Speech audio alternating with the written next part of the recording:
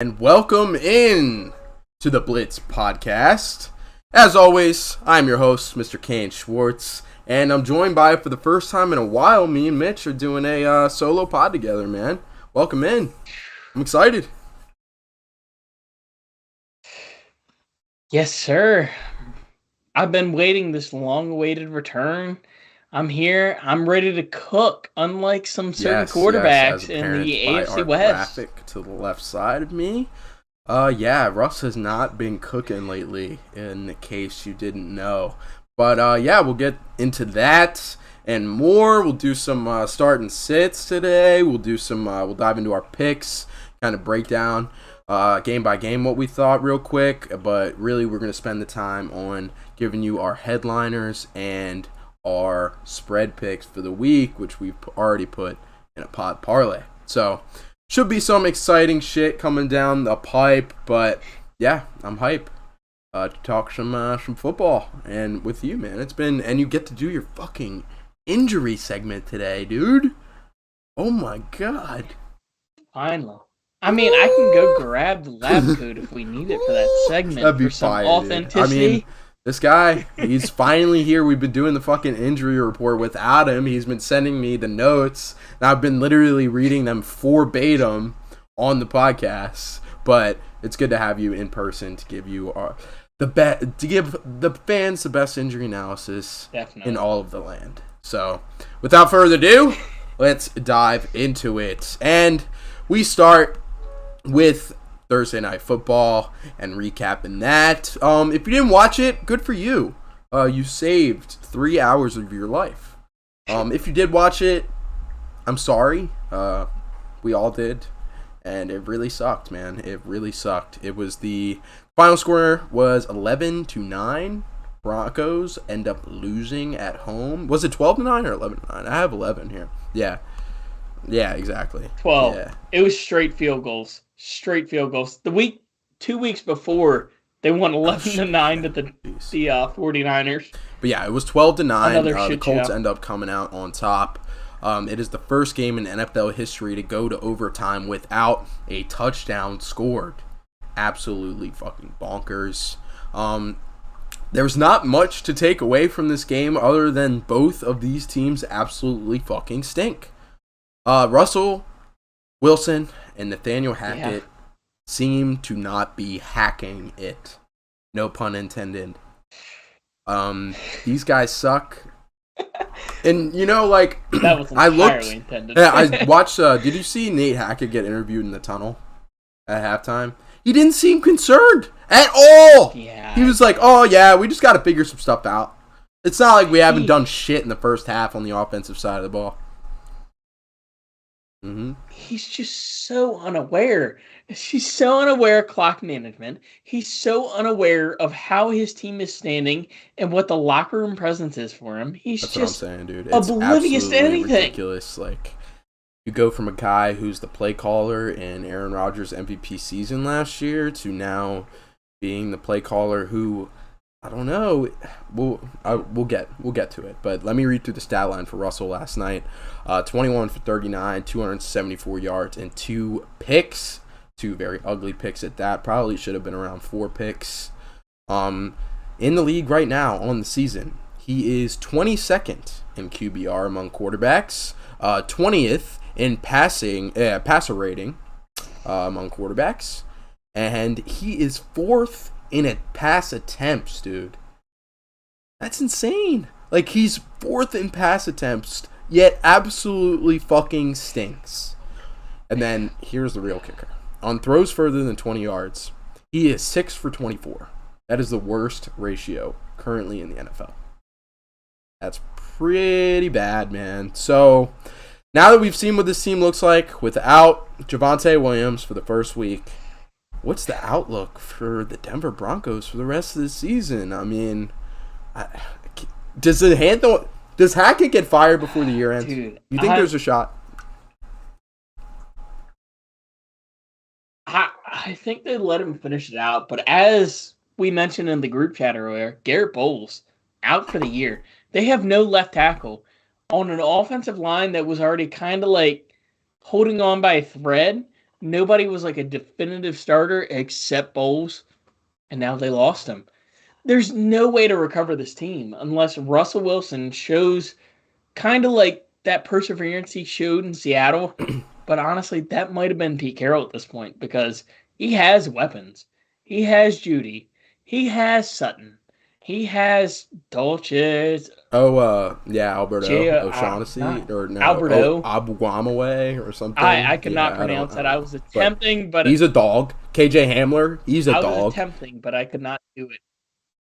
Hamler is his deep ball guy. I thought he was going to be like Tyler Lockett this year, and Russ just the one big play last night was Courtland Sutton and Kate. Yeah, the ref got in the way. The ref set an amazing pick, and two Broncos players caught the same pass. I've never seen that before in football.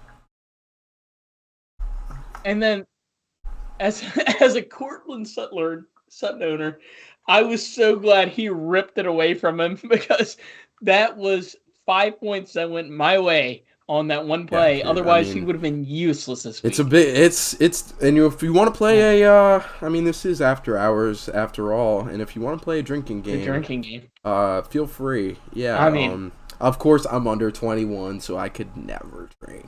Abysmal.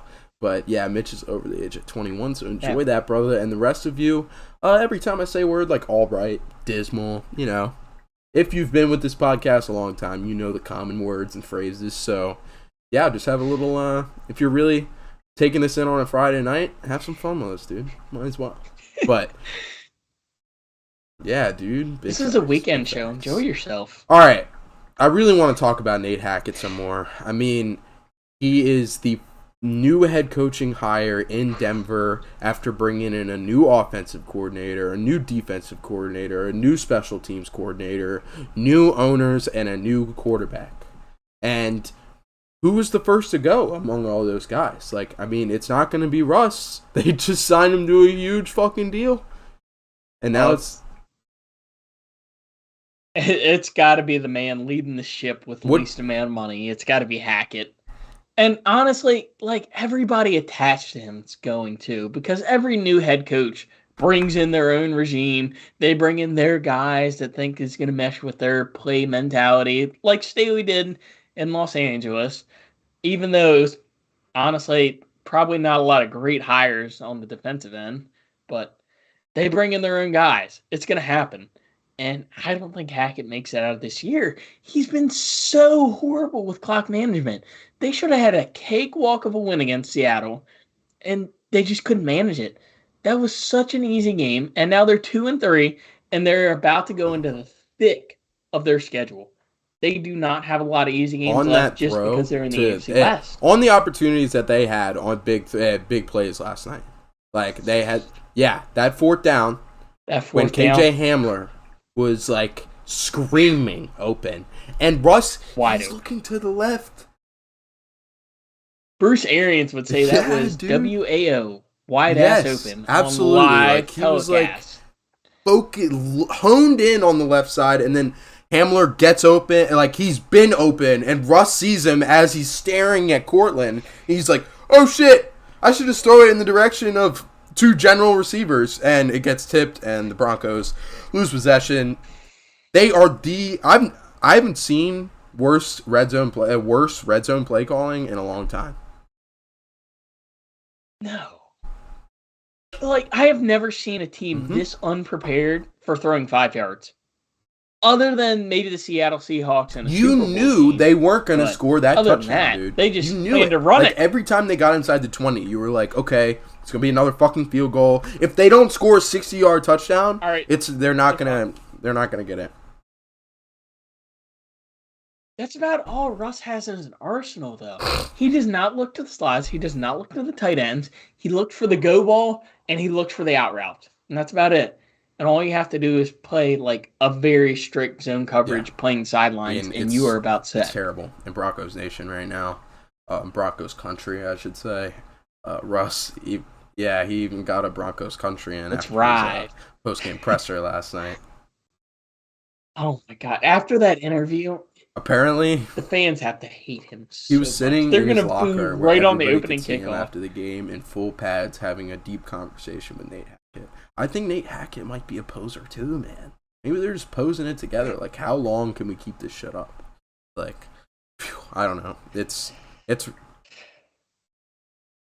They aren't feeling danger with right now. That's all I can say. But yeah, that does it for the Broncos talk. But let's dive into the Colts side of things. As a Colts fan, and there's a lot of Colts fans around here because I am. Indianapolis is, besides Cincy, is the closest NFL team to here, and they are not happy this morning. I've talked to several Colts fans who aren't acting like they won the football game last night. They are legitimately concerned about the rest of the season. Yeah, exactly. Was there a real winner in that game, though? Who wasn't going to lose that game last night? But something that was super glaring and has been glaring all season for the Colts is that horrific offensive line play, dude.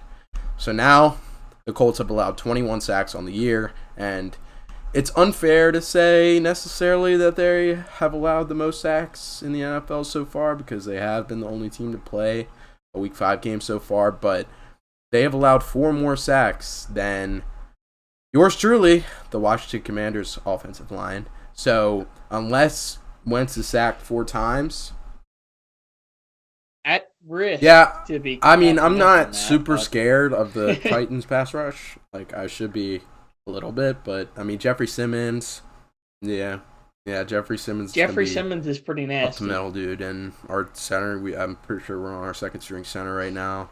Rollier's out, and he won't get 4 sacks, but he'll open up something for someone else. Yeah, but that's a shit ton of sacks. Either way you want to slice it. 21 sacks on the year for the Colts. That's putting a old elderly man on the ground a fair amount of times. Bernard Raymond, he allowed 4 penalties in the first half alone. Seems to be the tackle spot that the Colts can't figure out. Do you have any optimism that this offensive line gets it together this season? Not this season. Raymond was like a project for me. I thought they'd throw him at right tackle and just hopefully get him down to adjusting to the speed of the NFL while not facing the prototypical guy that goes up against the left tackle, like the Myles Garretts, Nick Bosa, Joey Bosa, pretty much anybody you could think of off the top of your head that's amazing. I thought they'd just put him to the weak side of whatever team they were playing, and they threw him in the left tackle, and he was not ready. I mean, he went to Central Michigan. There is no way you expect a guy from Central Michigan to actually perform your first year of the NFL. He was an amazing athlete. He passed all the RES scores. Bernard Raymond is the only Australian player that ever to be drafted in the NFL not to play a kicking position. Yeah. Really? I know he was a tight end when he went in, and he just bulked up because he needs to put on more weight. He's not like that prototypical size for the either right or left tackle, honestly. He's barely scratching 300, but he's long. He's got some room to grow. He's really long, for sure. At this point, Quentin Nelson is probably the only guy that is not a weak link. Because they were scrapping together people. And they've lost people. They lost Ryan Kelly last night, too. We don't know when he's going to be back. And that's when you go down an all-pro center. It's not looking great. Good things for your offensive line. I will say, not looking great. I didn't say much about Matt Ryan. He threw a couple. Yeah, he looked okay. Yeah, he threw 2 picks last night for what he had. Yeah, I believe it was 2 picks. But I don't have that in front of me. But yeah, he did look. I mean, he looked about what he's looked all year, like game manager, but a little better, you know. And I will say though, I said into the chat earlier, he had a fucking run through the wall post-game speech after that dub, and Wentz could never do that. That was the problem with Carson Wentz. That was why Irsay got rid of Wentz, because he wanted a Marine type of leader in the locker room, to lead, the leader of men. And Wentz isn't that. But Matt Ryan is, and he's been to a Super Bowl. He's played at a high caliber level, MVP level. So I think I like the Colts with Matt Ryan, and I think they are overall better off with him. I mean, unfortunately, Matt Ryan has been with a lot of shit teams. He has to know how to motivate men. Like, in any way, shape, or form. He's used to this. He's not one to, like, say, oh, this guy did not run the right route. He finds any way possible to try to, like, boost the other guys around him. And that's one of the nice things about him. But at the age 37 or 38, it's only going to get you so far. Matt Ryan is coming too close. If he had come there around the end of Andrew Luck, he might have looked amazing, but I want to ask you, man. So let me do a check real quick because I have a question concerning where should the Colts be in our power rankings looking forward. I mean, we can't really put too much investment into this assessment because, honestly, the other games haven't been played. Yeah, so I have to look where you guys left 27 because 27. This team is not that bad. They just beat the Broncos. We have them at 27. They just beat the Broncos. So, like, how do you evaluate them after that? I mean, the teams in front of them are the Jets, Seahawks, Lions, Pats, honestly, Giants, Saints, Raiders, Cardinals. But I think the buck stops at right around Saints. Because this team has the talent around them. Like, they have random positions that are so elite that no one can contest with them. But they have positions that are so horrible that anybody could beat them. I think they're right around that 20 range at the moment. If Shaq Leonard, Pittman, JT all get healthy at the same time, they figure out that O-line and get somewhat of protection from Matt Ryan, this can be a middle-of-the-pack wildcard team, maybe sneak into that, like, AFC South slot, but they're not amazing. They're a team that those upper echelon teams should beat, and then the middle-of-the-pack ones, right, they should be expecting to beat every week. But I mean, as we saw week 1, I mean, this is quite there. Like, I've been looking at their schedule too. Okay, they've beaten the Chiefs and the Broncos. They've beaten the Chiefs and the Broncos. It's the AFC South, dude. And they've lost to the Jags. And then who'd they just lose to last week? Because they tied the Texans in week 1. Yep. I know they tied with the Texans, which is the loss. That is the loss. In any way, shape, or form. Chad, if you can help us out. If anybody's in there. Yes, okay. They played the Titans. Yeah, so you lost to the Titans and you lost to the Jags like you have every single season at Jacksonville. They play Jacksonville next week. Yeah. So at Lucas Oil. Yeah, so they'll beat the fuck at home out of the Jags. And I do like the Colts outlook a lot better going forward. If asterisk for later report for myself, if someone plays in that game, that is probably the most Yeah, you're talking about Alec Pierce, right? Maybe. Yeah, obviously. Definitely, obviously. Since he brought up so last thing I want to mention, Alec Pierce was a dog last night. Michael Pittman was locked up by Surtain. Surtain locked up Devontae Adams a week before. Devontae went for like 6 catches, 80 yards. But like if you actually watch the game, Surtain had him in lockdown. And Alec Pierce was the beneficiary of Michael Pittman getting the Surtain matchup. Eventually, Surtain did move over to Alec Pierce because he caught 8 catches for 81 yards. This is a guy that... All right, listen. This is the timeline. So, the Colts bring in Reggie Wayne as their wide receivers coach. They asked for input on what receivers he's interested in drafting. The Colts end up drafting Alec Pierce. So, like, you gotta be pretty happy about that. If Reggie Wayne is an Alec Pierce fan, and now he's going 8 catches, 81 yards in his 5th game of his rookie year, like, you gotta love that. I just picked him up in our Dynasty League. I feel good about that. The big one. Our 4-man or the so that's Dynasty Chicken? Yeah, dude, I'm feeling good. That's big time. I'm almost positive. But I have picked him up in some other leagues just for, rotating season. Wait, no. What's the term for that? Not dynasty, but right. Oh, redraft. Yes, thank you. Yeah, redraft. But I have picked him up in 3 redraft leagues. Do you think Alec Pierce is worth a waiver wire top priority? I don't know about top priority. Maybe like in a week or two, if like you have one of one, like out of 10 or 12 in your league, go for it. Because he is kind of what Matt Ryan looks for, that big body guy to go up and get it. Pittman is a big body guy, but he doesn't run those deep routes. He doesn't have the speed that Pierce does. Pierce was pretty much prototypical go route, fade, anything in that branch of the realm of route trees. He pretty much just goes deep. He goes up. He gets it. That's about all he can do. And Matt Ryan loves that. It's a pretty easy catch radius. And if you're the wide receiver too, it's the perfect way to do it. The people like Mike Williams of the world wish they could consistently do it. But Pierce is he's coming into his own.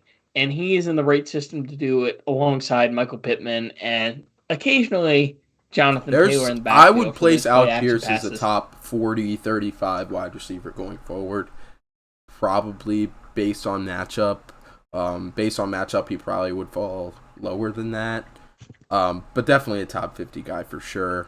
I would definitely keep an eye on him to look to add him on waivers. And the last thing I'll say is that this team, like Michael Pittman going into the year, we were like, okay, the only guy that is going to catch passes this year for the Colts is Michael Pittman. And every team in the NFL realizes that. So he's going to get the doubles. If they actually are forced to pass it. And Alec Pierce is going to get work. I feel, dude, Matt Ryan's not. I mean, they were throwing double teams on Pittman last night. That's the only issue. Like,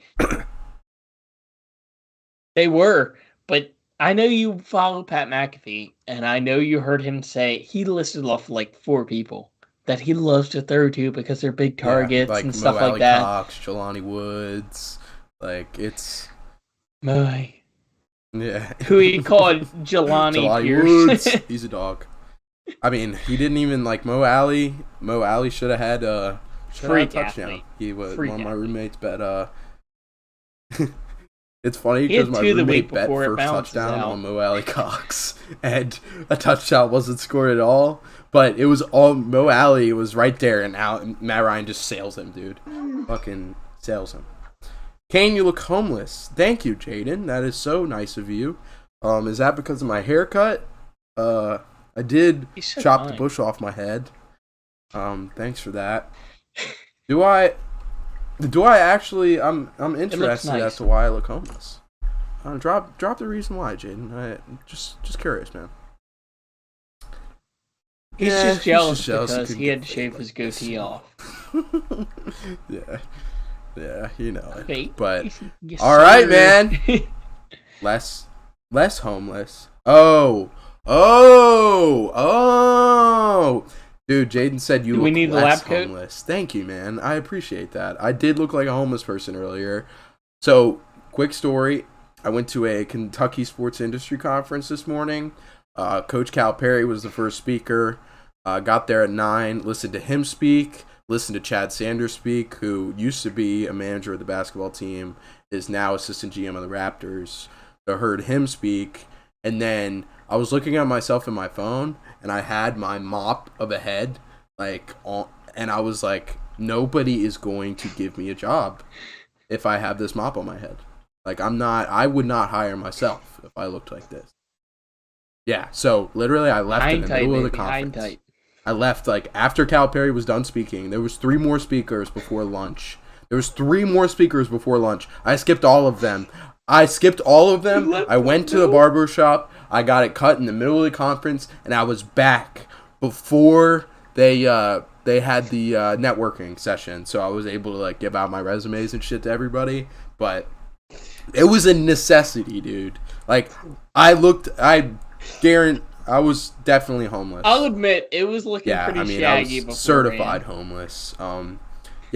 We have 4 viewers now, so welcome in, guys. We were just talking about how my new cut makes me look less like a homeless person. So that's always good news. You look like an exec now. I appreciate I gotta that, say dude. that. Good looks. Hey, pod, brother on brother love. I love that, dude. All right. Drum roll. We are ready to do, and have you heard my little jingle? We need to definitely put a soundboard together for it. I heard it last time. We are about to dive into Mitch's injury report. All right, man, take it away. I don't have to read them off for you this time. Let's go. Right before, do I need the lab coat? Because I can get it in 2 seconds. If you can get it in 2 seconds, you should probably get the lab coat. Yeah, as you can see here, this is a picture of our highly esteemed Mitchell McDonald, who's currently here we go, Mr. Medical Man. Very professional. Dude, explain to everybody before we hop into this segment, before we do it officially with you for the first time. Tell everybody a little bit about your background so that they know the legitimacy, man. My background, I graduated from Salisbury University with a bachelor's degree in exercise science and a track and allied health. I have worked in cardiac rehab for internship. I have worked as a physical therapy rehabilitation technician for an entire year. I've done numerous papers on the subject, and I am currently enrolled in University of Maryland Eastern Shores Physical Therapy Department. And I'm in my first semester, about to come up on my first anatomy exam, physiology, everything else.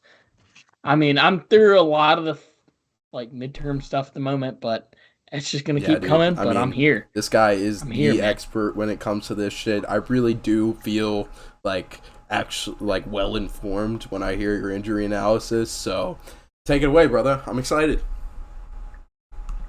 I mean, I learned from the best. I learned from Isaac, who treated you when you broke your arm, right? It was a leg in soccer. Broke my femur. Yeah, that shit was crazy. Isaac's a dog, though, man. He's the best. He worked for the Ravens, man. I learned from the best. All right, so I'm going to start a little bit of a homer one. Keenan Allen, hamstring issue. I mean, he strained it week 1. And what happened last week, he re-aggravated it after they were trying to take it very precautious with him. But after the age of 30, it's a dice roll, because the second you injure your hamstring in that, it's so likely to get re-injured. And he's just right in the thick of it. I feel like he might miss the next 2 weeks, honestly. With re-aggravating it, we're in the thin part of our schedule as the Chargers, but I would not mind him missing the next 2 weeks. And honestly, I would not be shocked if he missed it. Next up, I have Michael Thomas with the infamous turf toe injury. And as Kane could quote himself with Josh Jacobs from last year, this is nothing to play with. But luckily for Michael Thomas, it's not on the same ankle or foot that he had the injury before.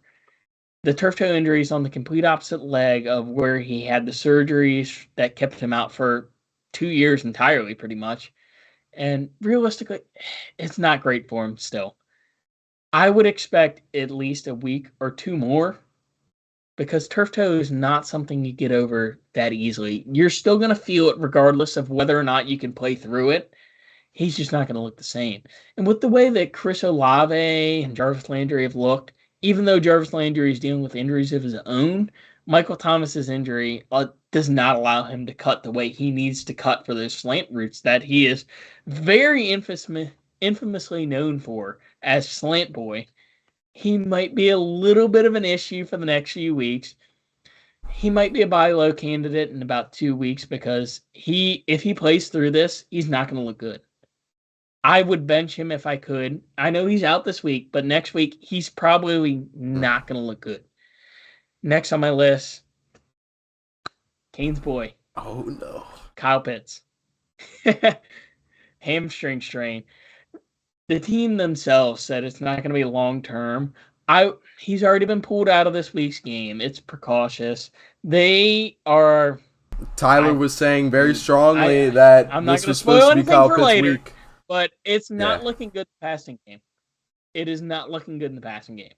Because, if anything, the linebackers somewhat neglected, even though they have Devin White, Levante David, but the tight ends have looked great against them this year, and they're lacking tight ends right now. So this would have been the week for him to break out.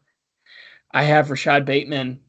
They just described it as a foot injury. It's likely a midfoot sprain, which could very easily be another week or two on top. Because with that, it's so hard to make your cuts. It's so hard to press off with it. It's a rough week for them to lose him. But you don't want to rush your one good receiver. Like your one true guy that you have faith in to come right back into the game, like Rashad Bateman. And those midfoot sprains, they can just develop throughout the year. They can get worse and worse if you try to push it into action. And then my next two. I have some very big running backs. Swift. I'm listening. Like I sent you the notes last week. Like I said last week, realistically, at most, another week on top of this. Let's go. Let's go. They are just being...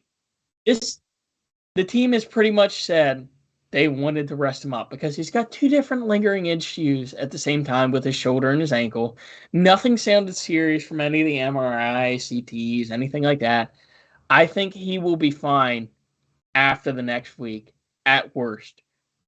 And if you're stocking him and you have a good record, you're going to work out fine. And if you have Jamal Williams, like the case of Kane Schwartz here, you'll probably make out fine. 12% chance to make the playoffs is not making out fine, but continue.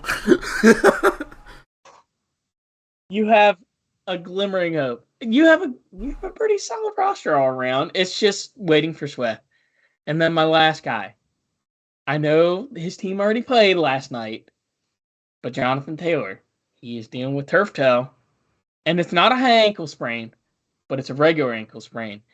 And the issue with that is you have to worry about his running mechanisms at that point because that turf toe is uncomfortable. And a guy that has not missed practice since high school is going to run differently than what he would have at any level of his professional career or collegiate career before that.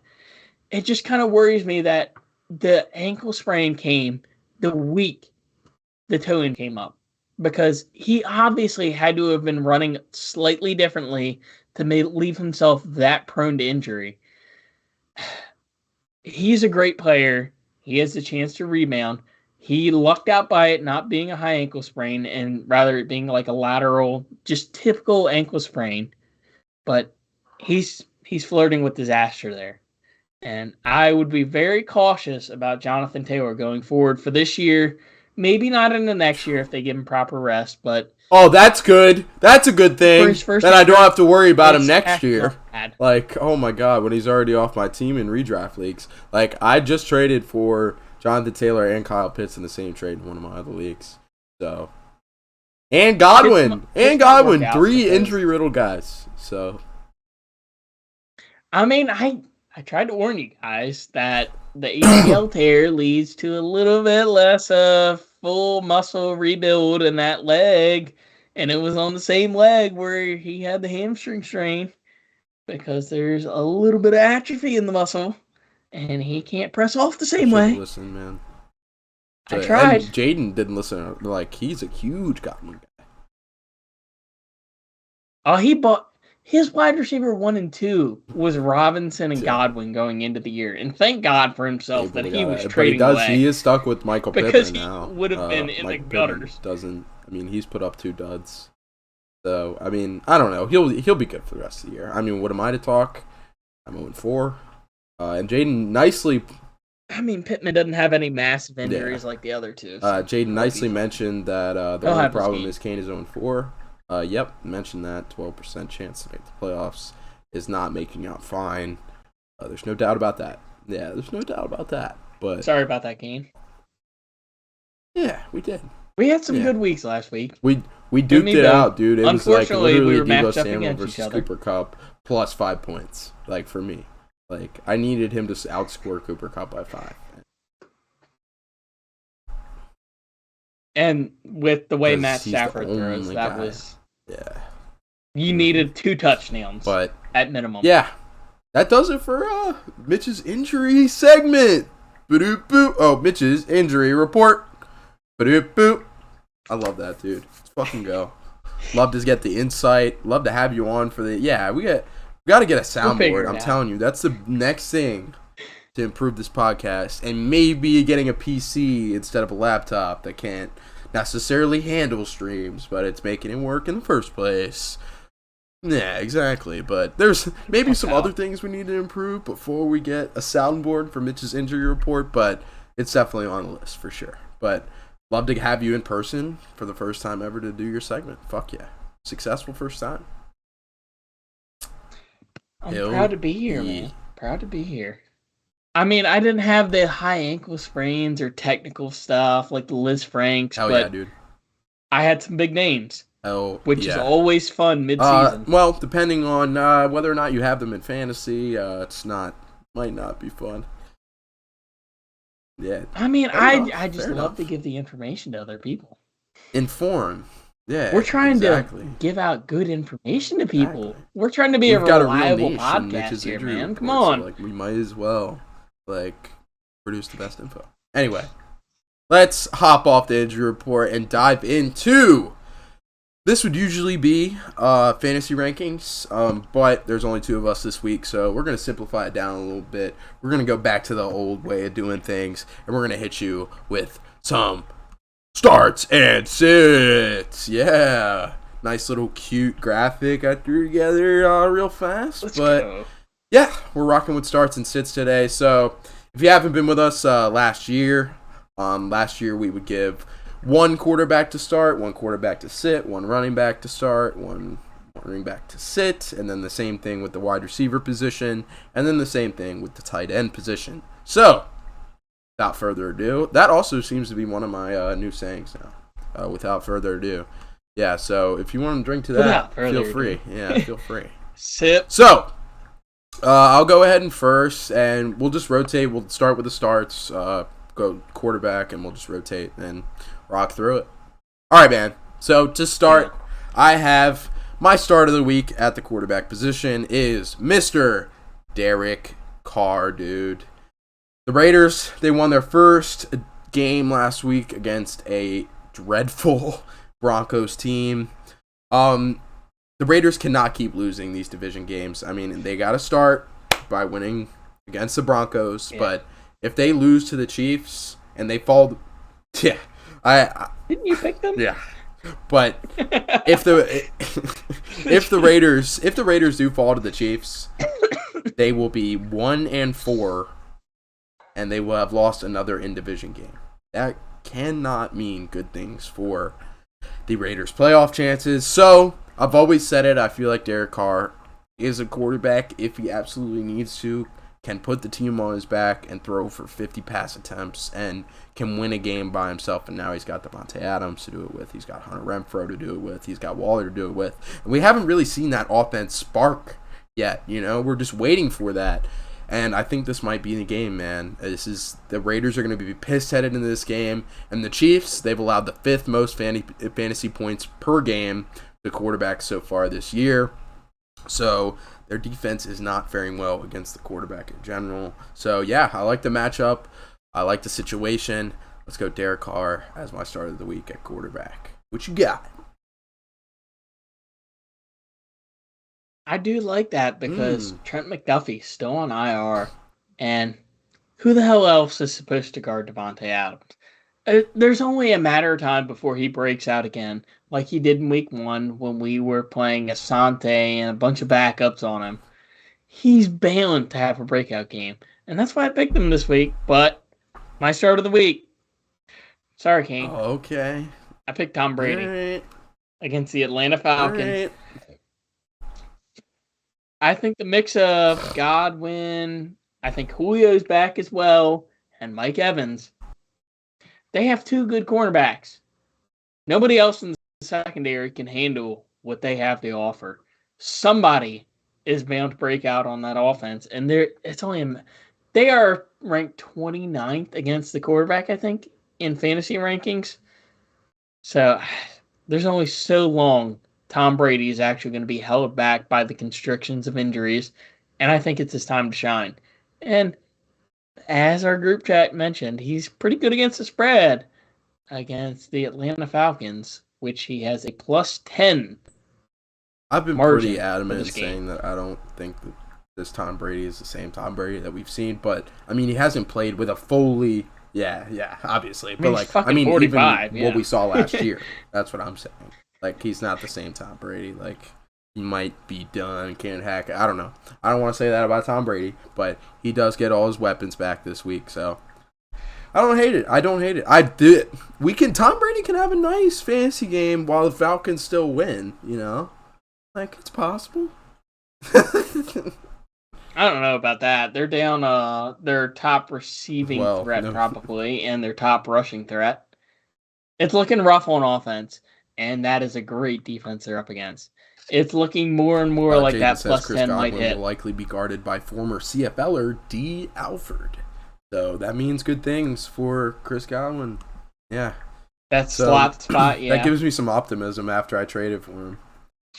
As long as his hamstring doesn't get back. Literally, as I'm saying, that gives me optimism. You're like, yeah, if his hamstring doesn't blow out.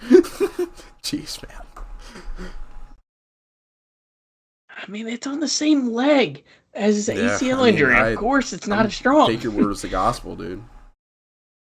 I haven't been wildly optimistic for Godwin this year. I mean, I was drafting him early, and then the first week happened, and I was like, all right, he's done. There's still a lot of season to play, but, I mean, we have seen a decent amount of Chris Godwin getting injured so far. But anyway, let's move on to the running back position at the starts.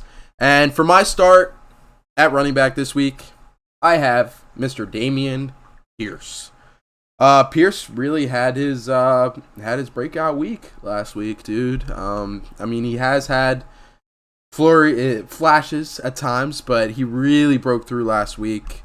And in that game, he did have 6 catches. So, if he can get more involved in the receiving game, is it a trend? Because if it is a trend, the Jags have allowed the 5th most points per game allowed to running backs overall. So, no matter what Dameon Pierce does, he's got a good matchup. I bet we're higher. The Chargers. That's been the story with you guys forever. The fucking running game. Zone runs, we're screwed. Zone runs, you run to one of the edge rushers, we're good. You're good. But the Jags have allowed the 5th most fantasy points per game to running backs in general, and they've allowed the 3rd most catches to running backs. So, Dameon Pierce, he should be slotted to get some more receiving work, as we're starting to see that become a trend as the season moves forward, and he's been a dog in the ground game between the tackles already. So, yeah, I like Dameon Pierce as my start of the week at running back. What you got, brother? And while you do that, I'm going to use the restroom. One big... Oh, you're good.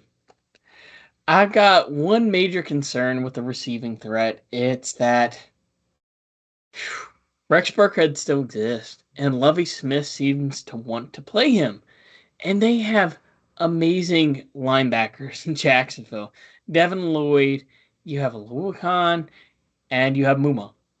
They're going to have great linebackers at the ready to defend the pass. You're going to get no yards. You're hoping for, at best, a catch and little no yards, which is kind of rough to bet on. And then last week against the Chargers, Dameon Pierce had a 75-yard rushing touchdown. That was the majority of his points. That's 13.5 points right there, depending on whether or not your league gives you incentives for a 40-yard rush or a 40-yard rushing touchdown. He was so dependent on one broken rushing play. It's ridiculous. And the fact that he got so many receiving yards was just that they were so desperate and down 20 points at halftime that he was getting the receptions. I think Burkhead is definitely their receiving down back. I feel like Pierce gave a lot of people false hope for him to dump him high. because we have given up over a 40-yard rushing touchdown on a random zone run in back-to-back weeks. It happens to us. But I think Burkhead would have gotten more receiving work if it was a closer game. Pierce was just in because they thought he had the more explosive factor. Have you just been shitting on my start of the week since I've been gone? You've like just 5 to 10. Unloading. I have. I've been waiting to put in the guy you traded to me last week. Fair enough. For my start of the week. I was going to read. Yeah, go ahead. Start of the week, Alvin Kamara against the Seattle Seahawks, because the Seahawks have a horrible run defense. They have Shelby Harris on the defensive line and Boye Mafe. That's about the only recognizable names they have, and Boye is solely a pass rusher. Him and Uchenna on the other side, pass rusher. They're not good against the run. They're going to have their way, and I think Alvin Kamara has dealt with his rib injury long enough that the injections can get him through whatever he needs to. They left it so he could recover last week, I think, against the Vikings, and unfortunately, I think it bit him in the butt. If they had just put that injection in and let him play, opposed to like Mark Ingram and Latavius Murray, that team would have been. They probably would have won that game, realistically. But now that he's going to be in against one of the worst rushing defenses in the league, I think he's got a chance to boom big time. And it's right at the point when people have lost a ton of optimism in Alvin Kamara, who's been one of the steadiest guys in the league over the past 4 years. Also, you have Andy Dalton starting at quarterback this week. Jameis Winston. Yeah. Jameis Winston has proved big time. As the quarterback, he does not like to dish it off to Alvin Kamara, because that's not what Jameis Winston does. He throws it downfield because he's got a cannon. Yeah. Unless Peyton's forcing him to. And now they have Andy Dalton in there, who's much more likely to check down to an Alvin Kamara. So if Andy Dalton is the starter going forward, it could mean you can buy Alvin Kamara before Sunday. Go for it. Yes, this is the absolute low point. Sure. This is the low point. Let's move on to, let me read these comments real quick from Jaden Kozak. He said, Mitchell, stop putting that energy out when we were talking about Godwin getting injured. And then he said, Mitchell, that was such a great joke while monologuing. You are so funny. You will be an excellent stand-up comedian.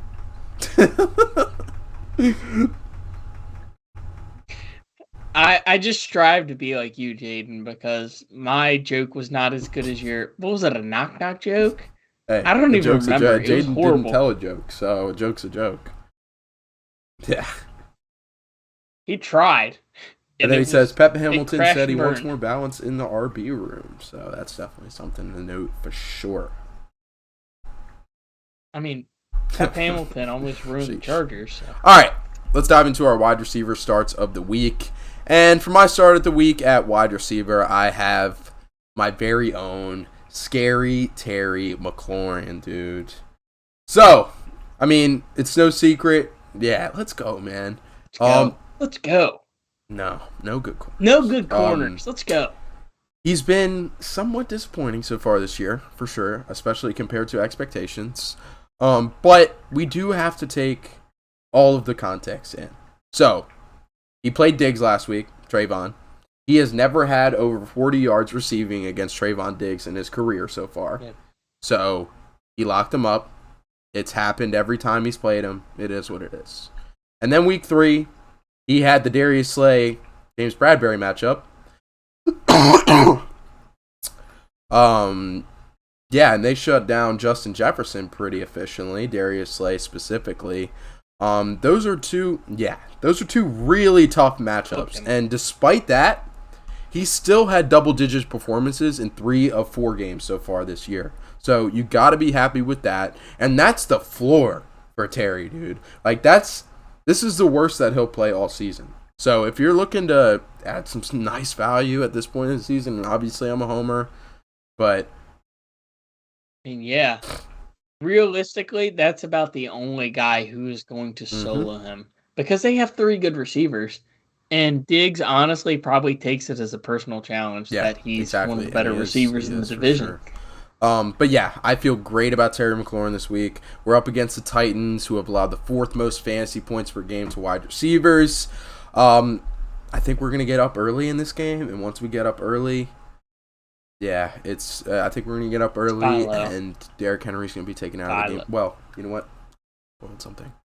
Never mind. Who's your wide receivers? Yeah. Who's your wide receiver? He'll be in the game after.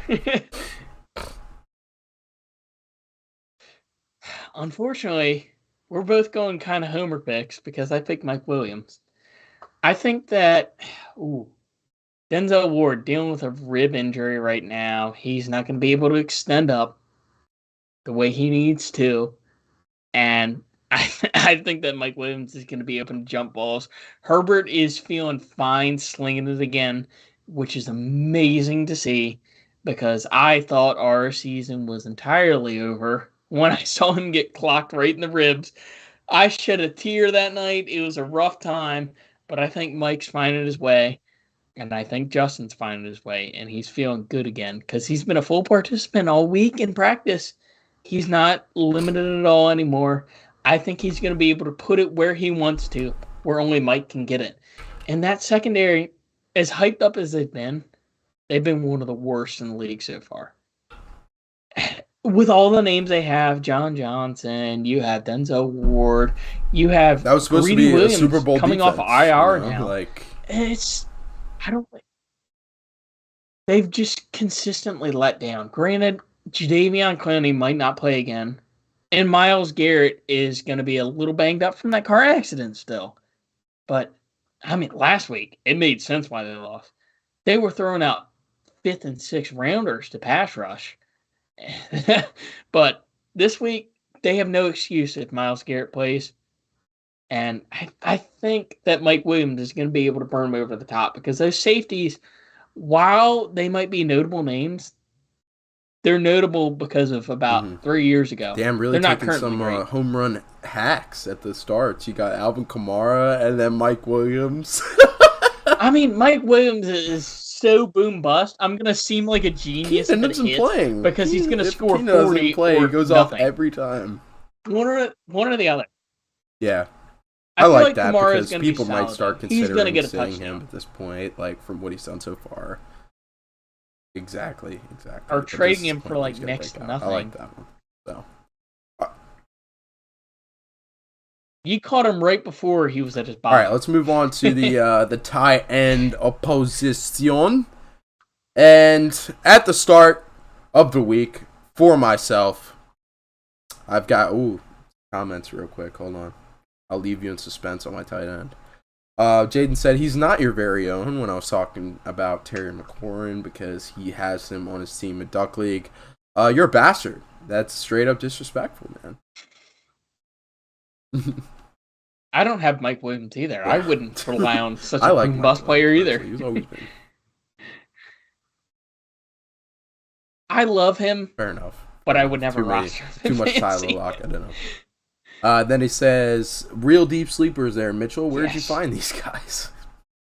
God, he's just throwing all his fucking negativity. Real deep sleepers. Come on, I got a 50-50 shot, and you have written off Alvin Kamara. You personally told me he was like below RB15 for you. So get out of here, Jaden. You were trying to offer me like freaking nobodies, like definitive RB2s for Alvin Kamara when he's been a consistent RB1. I don't want to hear it. Hear your piece. All right. My tight end start of the week is Mr. Dallas Goddard, tight end for the Philadelphia Eagles. And, dude, he has really, I would not be surprised if he finishes as a top 3 or 4 tight end this year. Kelsey and Anders are locked in for 2. Me and Tyler talked about it last week. I mean, 1 and 2, Kelsey, Anders, and then everything else is going to be within like 2.5 points. Like, all the other tight ends are going to be, there's going to be such a far drop-off, and they're going to all be within, like, 2.5 points of each other. And it's going to be like Dalton Schultz randomly finishing at 4 last year. There's going to be some guy who randomly, due to injuries and game plan, is going to end up just getting pushed to the top 5. Unfortunately, that's Gerald Everett right now because Gerald no Everett, one else is good for offense. We were talking about him last week too, or on last episode. He's got some serious breaking tackle ability. So but yeah, I love Dallas Goddard this week. He's had 3 straight double-digit performances, which you gotta love out of a tight end. That's very hard to find. You usually nowadays with tight ends, you're happy with like 8 points a game, but putting up 3. Yeah, exactly. Like but putting over double-digit points up in 3 straight weeks is an awesome sign. He's 3rd in targets on the team, obviously behind A.J. Brown and Devontae Smith, but he's only 7 targets behind Devontae Smith, so he's definitely super involved just as much as those guys. And they're going up against the Cardinals this week, who it's no secret that they've been absolutely dog shit terrible so far this year. Especially on the defensive side of the ball, and they've allowed the second most points per game to fantasy tight ends so far this year. So I love the matchup. I love Dallas Goddard for the rest of the season. He's a dog. Start him. What you got, man? I love Goddard. He's one of the better ones that I had this week, but I kind of went like my trend, boom bust potential. Because I think Hayden Hurst might have the chance to break out for the Bengals because everybody and their mother has been devoting so much attention to Jamar Chase. He had over 200 yards against the Ravens last year, and he destroyed them more than once. He made them look bad. They are going to devote everything to him, and I think it's going to end up being Patrick Queen against him. And Patrick Queen is not amazing in coverage. I think Hayden Hurst could at least escape with like a touchdown, little to no yards, and you'll be safe. And if not, he's going to get a ton of catches because they're going to be so devoted to T. Higgins, Tyler Boyd, Jamar Chase, that they're just going to ignore the 4th true receiving option of that team, other than Mixon out of backfield. But Mixon's been kind of iffy. I think Hurst has a chance to break out. That's a nice and spicy one. Congratulations on throwing a spicy one. Yeah. Sure. That is a very cheap DFS one, too. Because I picked him. I mean, with Uzomah being so effective last year, like, why wouldn't Hayden Hurst be good? Yeah. Exactly. Hurst is better. Hurst is better than Uzomah sucks. He's a better blocker. He's a better receiver. This year. Both aspects. He's trash. Yeah. Yeah, I mean, Conklin's shown out, and then Uzomah's done nothing except bang one of the NFL Network reporters. K Adams, yep. Anyway, let's hop into our sits of the week. Yeah, let's hop into our sits of the week topic. For fantasy. And we'll start with the quarterback position. And for my sit of the week among the quarterbacks, I have Matthew Stafford, dude. Me and Tyler were talking about it last week, or on the last episode. Pretty good one. He did not look like Matt Stafford against the 49ers. He literally is throwing the ball to one guy, and that is Cooper Kupp. Any other target that he's throwing to, for the most part, he's either off target or maybe catches a catch like here and there. But Cooper Kupp is the guy that he's throwing to. You hate to see that, but throws that Stafford would usually make, he's not making this year. And we were talking a lot about before the season. I mean, as a baseball-minded person, I hear Tommy John and it makes me like shrivel. Like, it makes me like cringe. And that's what was being thrown around with Matthew Stafford before the season. Like, oh, it's no big deal. He just had, like, similar to Tommy John with pitchers. And I was like, oh, fuck. Like, some guys don't come back from Tommy John the same way. Like, and he's back, and he's not looking like the same Matthew Stafford. So, season long, I don't like it. And he's going up against Cowboys defense that has allowed the 7th least fantasy points per game to quarterbacks so far this year. So, I don't like the matchup. Stafford doesn't look like Matthew Stafford right now. I really think that might be something up with the elbow. Sit Matthew Stafford this week, if you can. What you got, brother? Personally, with Stafford, I think the issue with him is a complete lack of a wide receiver, too, because Robinson, I thought he would come back strong.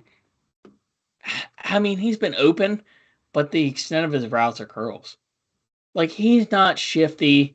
He doesn't have the speed. He doesn't have the acceleration. He doesn't have the agility. He does not show the true aspects that, like, Odell was showing late last year. I kind of worry that they wasted a ton of money on Allen Robinson and that Stafford just hadn't been able to find that group, but he's looked off still, regardless. Same way Russell Wilson's looked off. But my quarterback sit of the week, Kyler Murray. Simple as that. He has a shit offensive line, and that defensive line he's going against in Philly, well, in Arizona against Philly, where they're horrible in Arizona, is going to eat that offensive line alive. They are horrible. The linebackers aren't great, but they can still blitz. And I just don't see him being able to produce with pretty much just Hollywood Brown and Ertz, because you have two guys to defend, exactly. And then just hope Rondell Greg Moore, Dortch isn't amazing. He's been kind of a disappointment so far since he came back from injury. So that nothing's going good in Arizona right now. So yeah, I like that sit of the week for Kyler. And dude, he might finish outside the top like 7, 8 at the quarterback position. Him and Stafford are going to be like back to back, like 15 range probably. Fucking hell, that would be terrible. Realistically, especially if you really spent some. Granted, Russ just put up less than 10, which is my norm for quarterbacks in Duck League. All right, let's move on to the running back position. And for my sit at the week, for the running backs, I have King Derrick Henry as my sit of the week. And obviously, yeah. Oh. Yeah. Chase comes back this week, doesn't he? He does. Yeah. Chase Young? So Chase comes back this week. Why?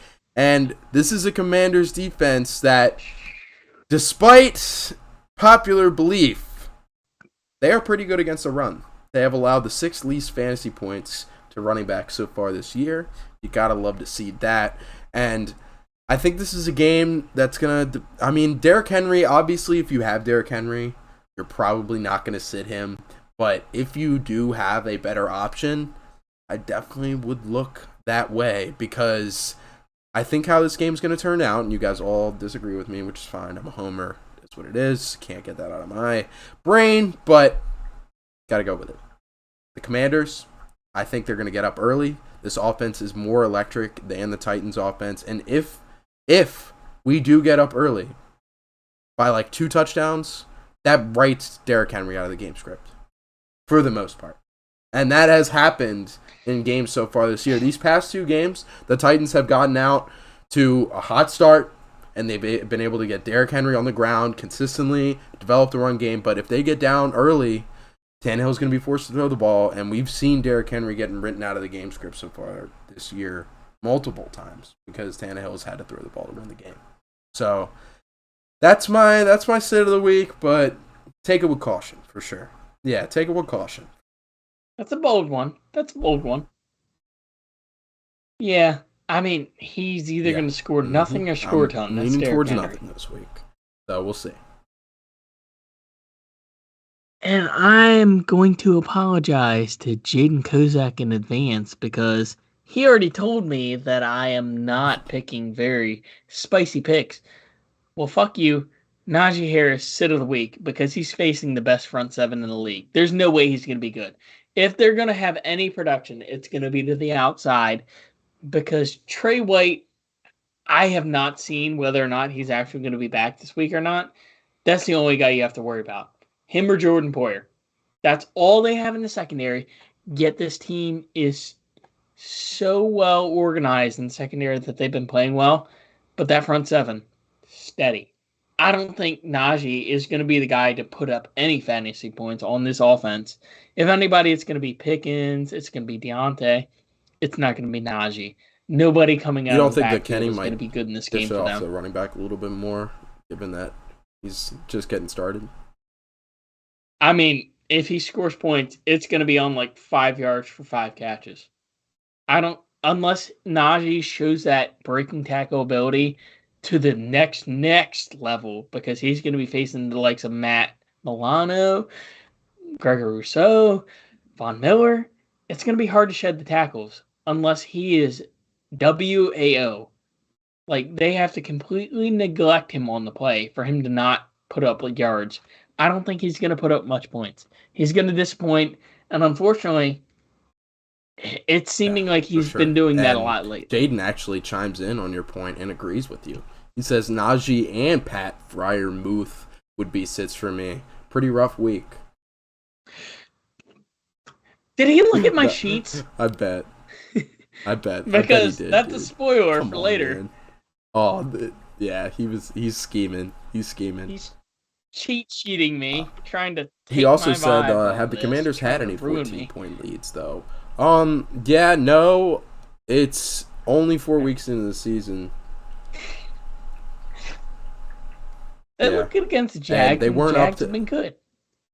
Yeah, like, we didn't get up 14 with a grain of on salt, the Jags. We played it pretty close the whole game, but it's only 4 weeks into the season, so. Jaden said he actually didn't look at your picks. He spoiled it, but might as well do the tight ends first, man, before we hop into wide receivers. Take it away on Mr. Muth. Yeah, take it on Mr. Muth. I'll just go ahead then. I said Mr. Muth not going to do well because they have good linebackers. Yet again, Matt Milano, best linebacker in the league according to PFF so far.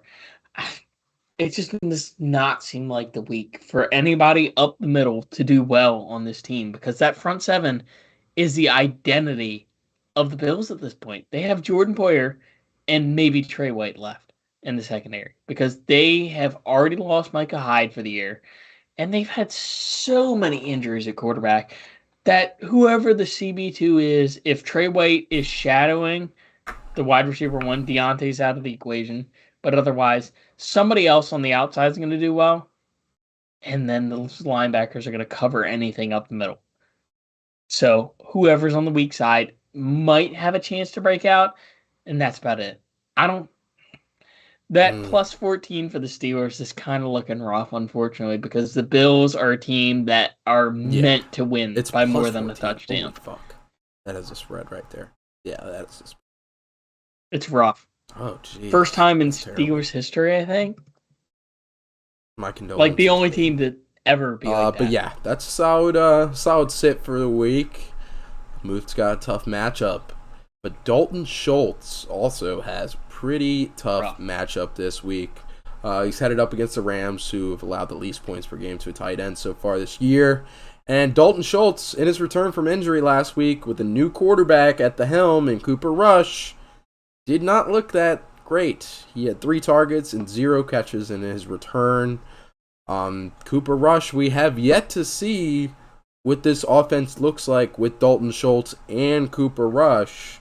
So, is he really a Dalton Schultz guy? Yeah, go for it, dude. Go for it. Let me throw this on for some Dalton Schultz. He's kind of dealing with the same thing Zeke was dealing with last year, but at tight end.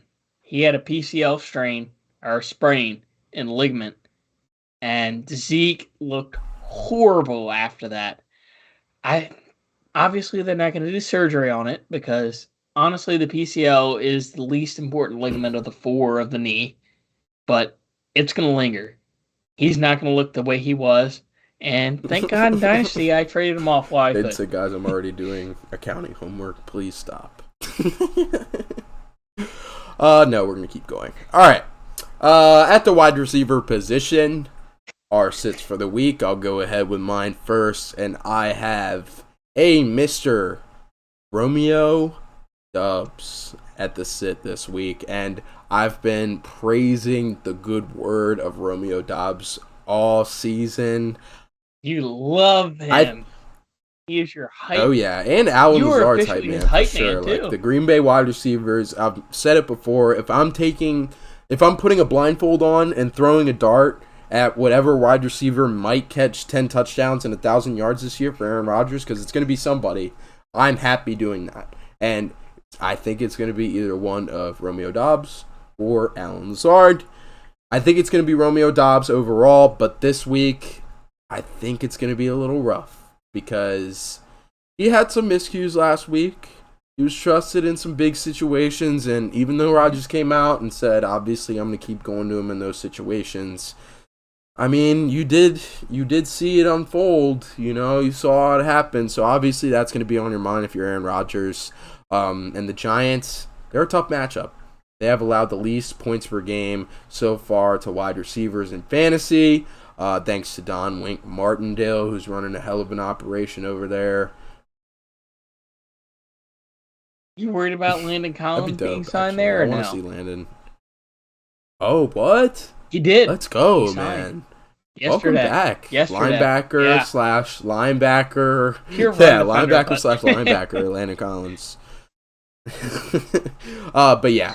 Romeo Doubs is my sit this week because of the tough matchup, and I feel like Rodgers, if he can't get the ball to his receivers because of the good secondary play, he's going to go to his most trusted guy, and that's going to be Aaron Jones out of the backfield. We saw it multiple times last year. In games that he can't seem to get it to a wide receiver, he will dump it off the entire game. He did it against Chicago last year in a rough situation. Yeah. But yeah, I like Romeo Doubs to put on the bench this week. I like Lazard. If you're going to go somebody, go Lazard, because I feel like he's going to be looking for his most reliable targets this week, and that's Lazard and Aaron Jones. So, yeah. What you got, brother? My sit of the week. I picked Tyreek Hill because I feel like that Jets secondary is legit. You got Sauce Gardner and you got DJ Reed. They're going to devote everything they have to Tyreek Hill, regardless of which side of the field he's on. He might be able to break off like 4 catches, 50 yards, but I don't think he's going to have one of those signature Tyreek weeks because they're going to put everything on him. They're willing to let Jalen Waddle have his underneath routes, but Tyreek Hill is going to be priority number 1 for this team because even Teddy Bridgewater could hit him 60 yards in stride, unlike Tua. They're going to be prepared for Tyreek. Jalen, on the other hand, he might be a sneaky start of the week, but I think Tyreek is going to be their number 1 priority, and he is going to Jaden also get said, below is he double nursing digits. a quad injury right now, Tyreek? Yeah, so A little bit from what I saw. Granted, Tyreek Hill, freak athlete, he could probably work through a lot of stuff. It's just a matter of if he has that elite or elite. He can go out there and be a decoy, and Waddle can go for 200 yards and 3 touchdowns if he wanted to. So. All right, man. Well, that does it for our starts and sits for the week. Like to see that content. Like to see the return of starts and sits, too. Love it. All right. Yeah. Exactly. Gives it on-the-nose information. It gives you exactly what you need to know. I fucks with it. And definitely not as time-consuming, for sure. But all right. Let's move on. Yeah. And we are going to dive into our Week 5 picks. And we have all of the picks displayed up here. We have all of the picks on Instagram. So if you want to tail some of us, go ahead and do that. But we are only going to be covering our favorite headliner games in this one and our favorite spread picks this week, just for the sake of time. But yeah, check out all of our picks there. Nice start to the week for me, 1-1. Love to see that. Good thing I even sent it in early in the first quarter. I was I'll take Indy, because we didn't put our picks in yet. Dude, in my heart, I was hoping for Indy, but I picked Denver anyway, expecting complete letdown because they've sucked this year. But I was so glad had to me see questioning it was mile high, but I'm glad that I went Indy overall. All right, so I'll go ahead and start with my headliner, shall we?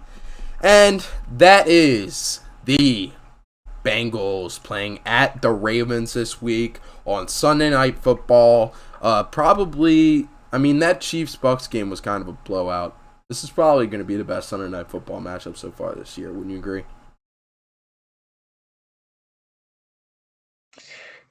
I mean, if it looks like any of the Bengals-Ravens games from last year, it might not be. It might be great if you're Sam Coleman, who might tune into this tomorrow morning, but otherwise, it looks like on paper it should be a great matchup. I mean, in the past, but we'll see. As in last year, the Bengals have toasted the Ravens and their secondary, and the spread for this game is -3.5. And let me go ahead and list off some of the things to watch in this game, and we already talked about it. How can this Ravens secondary hold up against the likes of Jamar Chase and T. Higgins after getting dominated last year? Jaden will be in attendance at this game, which is pretty sweet. We'll have 2 Blitzbot members going to 2 NFL games this week. Nice. There better be a shit ton of stuff on the story, man. Oh, yeah. Well, I mean, we got a clean sweep on the other one, so hopefully the Bears don't beat the Vikings, because that would be depressing. But yeah, how can this Ravens secondary hold up in this game against T. Higgins and Jamar Chase, who toasted them last year? The Ravens, they have not had a great start to the year on the defensive side of the ball. This is their last week against the Bills. They blew their second double-digit lead of the season. They led Miami by 21 points at halftime, and they led Buffalo by 17 points at one point in the second half last week. They're worst in passing yards per game allowed at 315.2, a whole 15 yards per game more than the next closest defense, which is fucking ridiculous. Here's one thing that I threw in interesting. I dove into StatMuse for this one. I don't know who will find this interesting. I thought it was pretty cool. Even though the game happened like 2 weeks ago, doesn't matter. You still got very similar competition on the wide receiver side that you're going up against. That's why I put it in. But yeah, so against Miami, the Ravens secondary allowed 11 catches, more than 170 yards, and 2 touchdowns each to Waddle and Tyreek Hill. There's only been 50 instances, 50 games, where one wide receiver has had at least 11 catches, more than 170 yards, and 2 touchdowns in a game since 1996. That's only happened 50 times for one player since 1996. 2 teammates have never done it both in the same game in NFL history. That's the first time ever. So I don't remember that getting thrown out a lot. I don't think we appreciated that being the first time that's happened in NFL history. But, I mean, if that's anything what Sunday is going to look like for the Ravens secondary, no fucking bueno. They're going up against Jamar Chase and T. Higgins, as I mentioned. Last year, Jamar Chase's rookie year, up until this point, there's been 11 games where at least one of them went for 100 yards. That's most by any wide receiver duo in that span. So, this is the toughest matchup, arguably, that they're going to face so far this year at the wide receiver position. Waddle and Hill was a hell of a matchup, but this is going to be serious. Next thing to watch. Yeah, go ahead. You got something to say. I feel like the biggest concern, the biggest decision factor in this is where they put Kyle Hamilton, because they finally have Peters and they finally have Humphrey at the same exact time, and there's no excuses at this point, because that secondary was like definitively ranked top 5 the past 2 years in preseason. It's just a matter of how they actually defend it, because they have all the talent in the world. There's no excuses anymore. I know they have injuries, but there's no reason why they should not be able to defend this, especially if they just rush forward, because that's Burrow's weakness.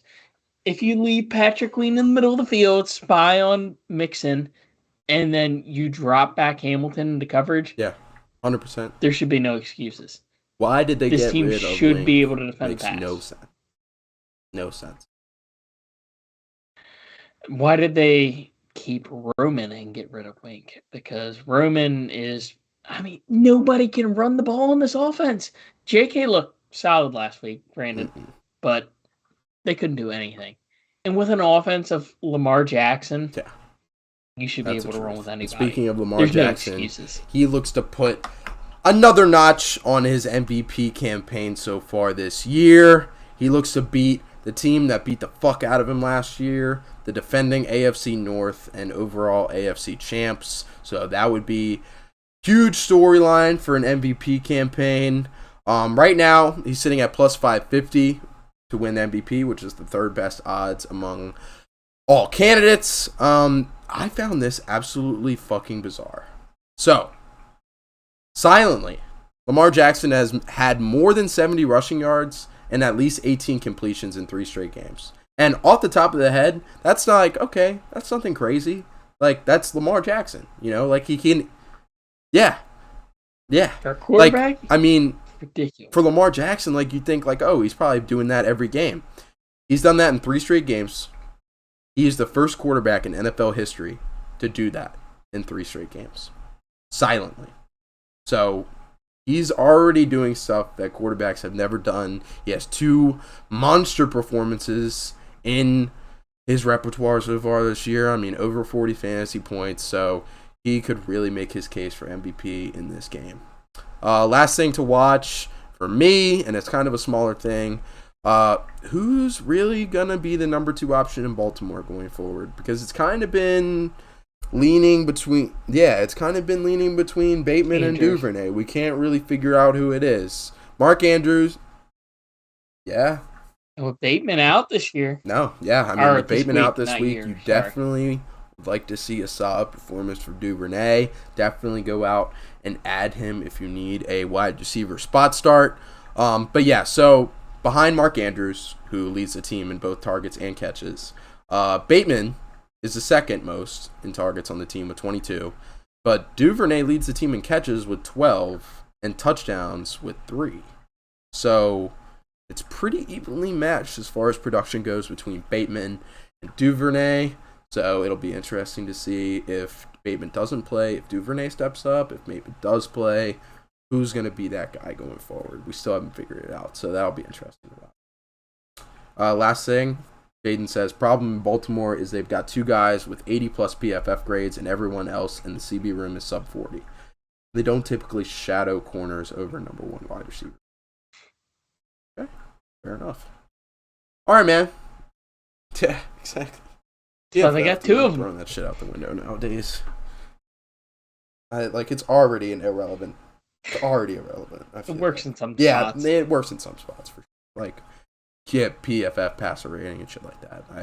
I'm with that.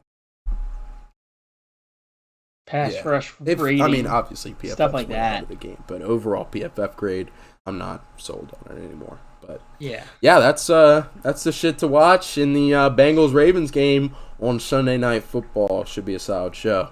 But take it away, man. What you got as your headliner of the week? I was torn between Chargers at Browns and Raiders at Chiefs, but I feel like the Raiders at the Chiefs has more implications. And quite honestly, I think this might be the game where Derek Carr starts to figure it out.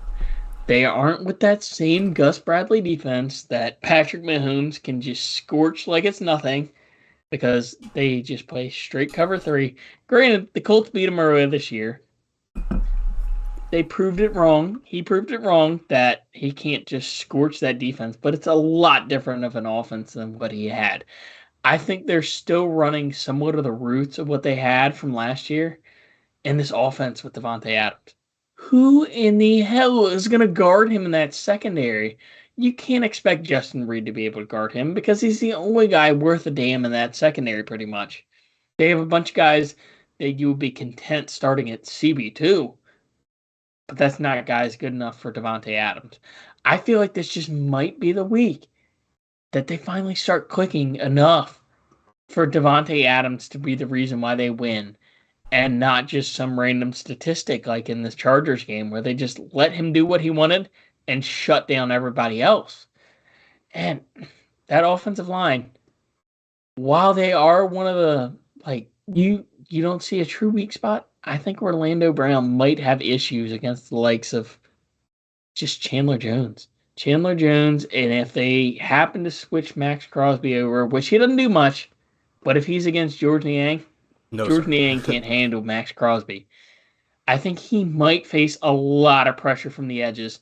And in that Chargers game when we had Mack and Bosa, he got away with a lot more than he should have because there were a lot of picks that got called away. He had 3 interceptions called back, and he just did not look like Patrick Mahomes that we're used to.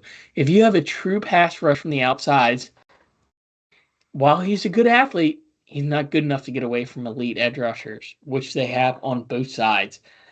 I just kind of worried that this might be the week that they get caught slipping. I do like it a lot. I picked West. the Chiefs this week, but I could definitely see the Raiders coming out on top. I mean, I mentioned it earlier, Derek Carr's my start of the week.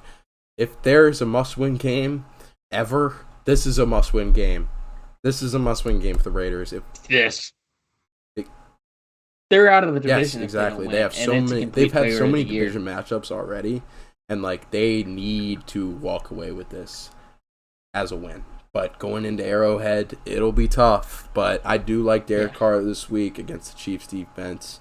Like Devontae Adams, I do like the offense to have a solid day for sure. So at least Raiders spread in this one for me, 100%. So. All right, man. Well, we want to give our spread alerts real quick and then sign it off. Fuck yeah. Okay, so let's go for it. Got a lot of hate for this one, but my spread alert this week is Falcons at Bucks. I'm going the Falcons plus 10. That's so many points. That's a lot of points, and I do have a feeling that this. And this is going to sound stupid. I do have a feeling that this divorce lawyer thing is not going to bode well for Tom Brady. He took off 3 weeks in the middle of training camp to try to fix this marriage. And now he's just getting a divorce lawyer and calling it quits. Like, I think he might be a little distracted. We might not see the same Tom Brady we're used to. And if we weren't clear by our last episode, Falcons are fucking balling right now. So I don't like what I've seen from the Bucs so far.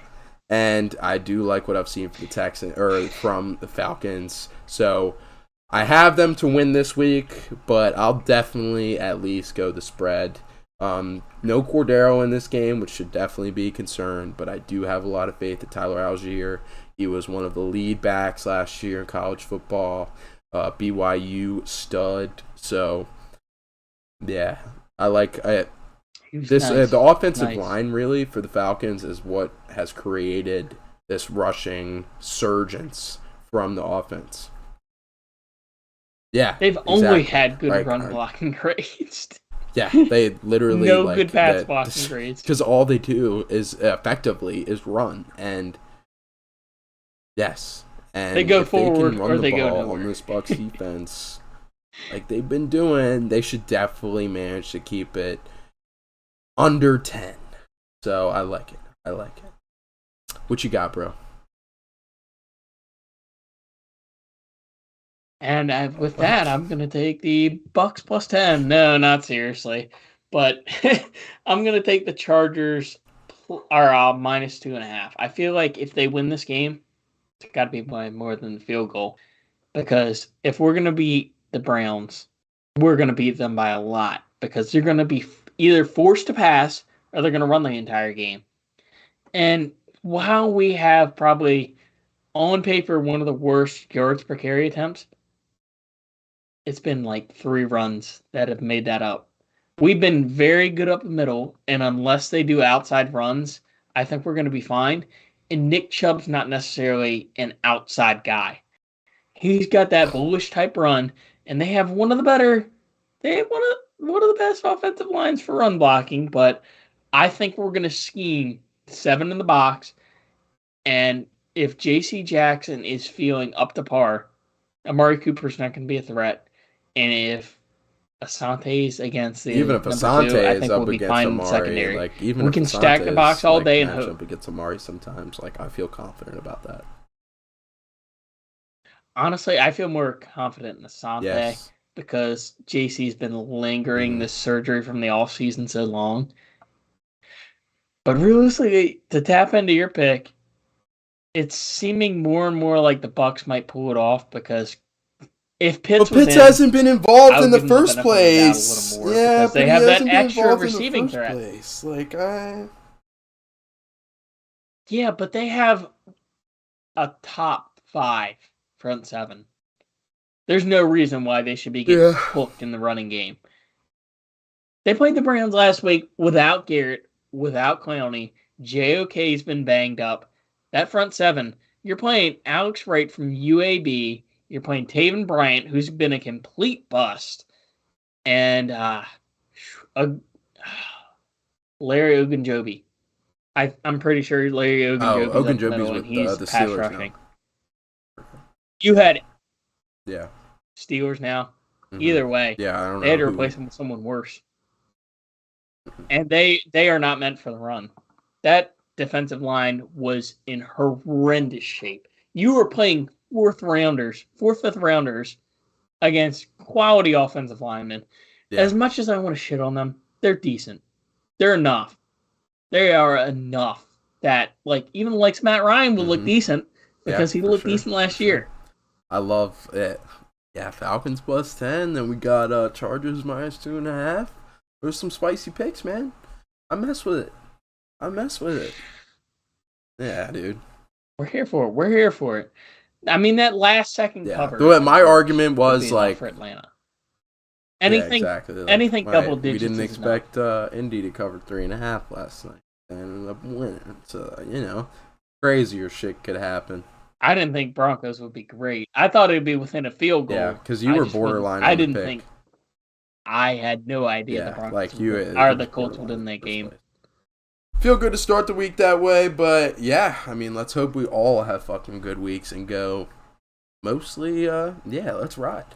Let's go mostly undefeated. Yeah, let's country. Oh my god, that's going on a t-shirt for sure. Can't wait for that. Keep you posted on the release date. But that just about does it for our Friday edition of the Blitz podcast. This was a little week 5 preview. I'll have this out by midday tomorrow, most likely. If you tuned in tonight, hopefully you got some solid insight going into Saturday. Maybe you could start throwing up some parlays, get a little crazy with it. But football's here, man. It's coming on Sunday. Let's ride, man.